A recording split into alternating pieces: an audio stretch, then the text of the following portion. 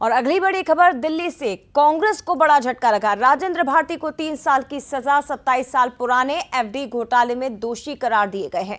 धोखाधड़ी जालसाजी का मामला, सजा सुनाई गई एमपी एमएलए कोर्ट से, हालांकि जमानत भी मिल गई है। सह आरोपी बैंक कर्मचारी भी दोषी करार दिए गए। तो फिलहाल सदस्यता पर खतरा बना हुआ है। भले ही दोषी करार दिए गए, भले ही 3 साल की सजा हुई, भले ही जमानत मिल गई हो, लेकिन उनकी विधायकी पर खतरा मंडरा रहा है, क्योंकि सजा 3 साल से ज्यादा की है।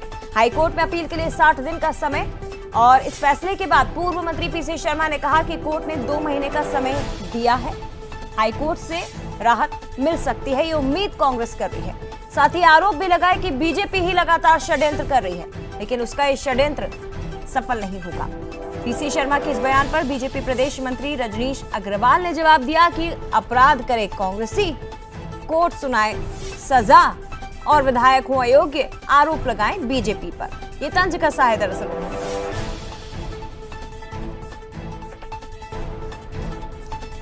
राजेंद्र भारती का ये बड़ा मामला, एक बार फिर से आपको बता दें कि कोर्ट से बड़ा झटका लगा है। 3 साल की सजा उन्हें सुनाई गई है। पूरा षड्यंत्र है भारतीय जनता पार्टी का। ये एक एक करके कांग्रेस के वोट राज्यसभा के हिसाब से कम कर रहे हैं, लेकिन ये सफल होंगे नहीं। हमको माननीय न्यायालय पे पूरा भरोसा है, और इसमें जमानत भी अभी मिली है, और रिलीफ सुप्रीम कोर्ट से मिलेगा। इसमें 2 महीने का समय दिया है, और भारती जी राज्यसभा के चुनाव में वोट डाल पाएंगे, ये स्थिति पैदा होगी। निश्चित तौर पर रिलीफ वहाँ से मिलेगा। इनका षड्यंत्र भारतीय जनता पार्टी का फेल होगा। देखिए, अपराध करें कांग्रेसी, सजा सुनाए कोर्ट, और आरोप लगाओ भाजपा पर। तमाम प्रकार के अपराध करने वाले कांग्रेसी नेता विधायक को कोर्ट निर्णय सुना रही है, और उसमें ये सजा पा रहे हैं। अब केवल खींच मिटाने के लिए आरोप भाजपा पर लगा रहे हैं। मुझे लगता है कि ये आत्मावलोकन करें तो उचित होगा। और देखिए, क्योंकि 3 साल की सजा हुई, विधायकी पर अब खतरा मंडरा रहा है। ऐसे मामले में, इस मामले में पूर्व विधानसभा सचिव का क्या कहना है, वो भी आप सुनिए। सर, राजेंद्र भारती के मामले में जो कोर्ट ने फैसला सुनाया, क्या लगता है आने वाले समय में उनकी विधायकी को लेकर? देखिए, जो फैसला है वो चूँकि न्यायिक फैसला है, और उसकी एक प्रक्रिया होती है। हालांकि मैंने पूरा फैसला भी देखा नहीं है, लेकिन जो प्रावधान है रिप्रेजेंटेशन ऑफ पीपल एक्ट 1951 में, कि किसी भी यदि माननीय सदस्य को 2 साल या उससे अधिक की यदि सज़ा होती है तो वो विधानसभा की सदस्यता के लिए अयोग्य घोषित हो जाता है।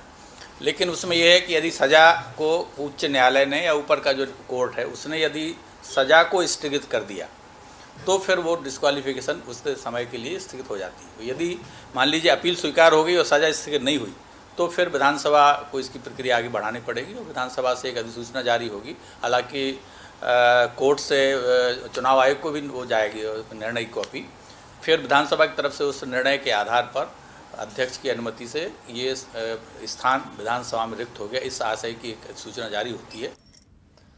तो फिलहाल तो ये बड़ी खबर है कि 3 साल की सजा राजेंद्र भारती को सुनाई गई है। खास बात यह है, कांग्रेस के लिए एक बड़ा झटका, क्योंकि लगातार वो तीसरे विधायक हैं जिन्हें झटका लगा है, जिनकी विधायकी पर खतरा मंडरा रहा है। निर्मला सप्रे, उसके पहले मल्होत्रा, और अब राजेंद्र भारती।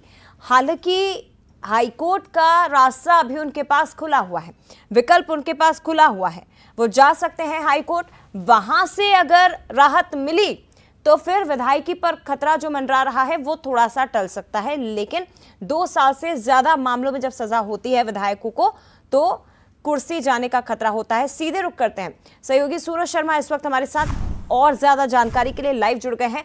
सूरज, प्रोसेस क्या होती है ये जरा बताइए।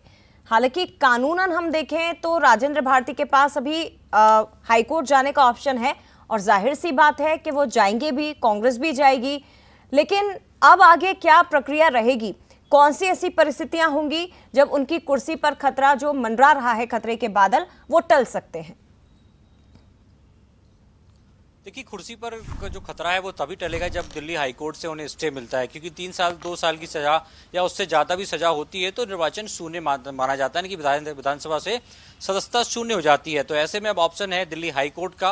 और जिस तरीके की बात हमारे तमाम वरिष्ठ वकीलों से हुई है, विवेक तनखा जी से बात हुई है, वो स्पष्ट तौर पर कह रहे हैं कि अब दिल्ली हाईकोर्ट में अपीयर करेंगे और वहां पर इस मामले को चुनौती दी जाएगी। तो कुल मिलाकर अब पाला जो है वो हाईकोर्ट में है, दिल्ली हाईकोर्ट के पास है। और यदि दिल्ली हाईकोर्ट से सजा पर, यानी जो सजा मिली है, यदि उस पर स्टे लगता है तो कहीं ना कहीं उनकी विधायकी पर खतरा जो मंडरा था वो टल सकता है। यदि सजा पर स्टे नहीं मिलता है तो कहीं ना कहीं विधायकी शून्य हो जाएगी। तकनीकी यदि पहलुओं की बात करें तो खासतौर से आमतौर पर जब भी कोई ऐसे फैसले आते हैं तो उसमें एक निर्धारित समय सीमा होती है। जब तक विधानसभा सचिवालय के पास वो कोर्ट का फैसला आता है तो अपील करने का जो समय होता है उस समय तक इंतजार विधानसभा सचिवालय करता है। उसके बाद निर्वाचन आयोग उसको खाली सीट रिक्त कर देता है। 2 महीने का समय, यदि 60 दिन का समय मिला है राजेंद्र भारती को, तो कहीं ना कहीं एक राहत है राजेंद्र भारती के लिए। यदि 2 महीने के अंदर दिल्ली हाईकोर्ट में याचिका लगाकर यदि वो सजा पर स्टे ले लेते हैं, क्योंकि 2 अलग अलग मामलों में उन्हें सजा हुई है, खासतौर से 420 का एक मामला है, दूसरा है कूट रचित दस्तावेज तैयार करने में, जिसमें 2 साल और एक में 3 साल की सजा हुई है। तो दोनों मामलों में यदि उन्हें स्टे मिलता है हाईकोर्ट से तो कहीं ना कहीं एक राहत मिल सकती है। यदि दोनों मामले में से यदि एक मामले में स्टे मिलता है और एक में सजा बरकरार होती है तो कहीं ना कहीं विधायकी पर खतरा हो सकता है। इसके साथ ही एक चीज और होती है, कई बार हम देखते हैं कि यदि अपर कोर्ट कोई सशर्त जो एक खास तौर से कुछ शर्तों के साथ जमानत देते हैं वो, या स्टे देते हैं, जैसे हमने देखा मुकेश मल्होत्रा के मामले में कंडीशनल स्टे दिया था। कंडीशनल स्टे का मतलब कि या आप राज्यसभा में वोटिंग नहीं कर सकते हैं, आपको उस समय तक मानदेय नहीं मिलेगा, आपको विधायक निधि नहीं मिलेगी। तो इस प्रकार की कंडीशनल स्टे भी होता है। तो अब देखना होगा राजेंद्र भारती वाले मामले में हाईकोर्ट से राहत कैसे मिलती है, क्योंकि हाल ही में हमने देखा मुकेश मल्होत्रा का जो आपराधिक मामला था उसमें ग्वालियर हाईकोर्ट की तरफ से निर्वाचन शून्य किया था तो सुप्रीम कोर्ट जाकर उन्हें स्टे लिया था। तो सुप्रीम कोर्ट से जो स्टे मिला था वो कंडीशनल मिला था कि या तो आप राज्यसभा में वोट नहीं कर पाएंगे, ना ही जो आपको वेतन भत्ते और मानदेय मिलता है वो मिलता है, ना मिलेगा जब तक हाईकोर्ट जब सुप्रीम कोर्ट में सुनवाई अगली होती है। तो अब देखना होगा राजेंद्र भारती मामले में तमाम कांग्रेस के विधायक, माना जा रहा है कि चाहे विवेक तनखा की बात हो, पंकज मनु संघवी की बात हो, ये हाईकोर्ट में पैरवी करेंगे, पूरी जो वकीलों का पैनल रहेगा। तो मामला अब यही है कि जिस तरीके से यदि राजेंद्र भारती को हाईकोर्ट से स्टे मिलता है तो कहीं ना कहीं कुर्सी सुरक्षित होती है, नहीं तो जिस तरीके से हम देख रहे हैं मुकेश मल्होत्रा का मामला हो या बाकी तमाम घटनाक्रम, वैसे ये कुर्सी भी खाली हो सकती है। झटका तो उसे भी कांग्रेस को मानेंगे ही, भले ही विधायकी की कुर्सी बची, लेकिन वोट वो राज्यसभा में मुकेश मल्होत्रा के अगर घटनाक्रम का हम जिक्र करें तो वो वोट कर नहीं सकते।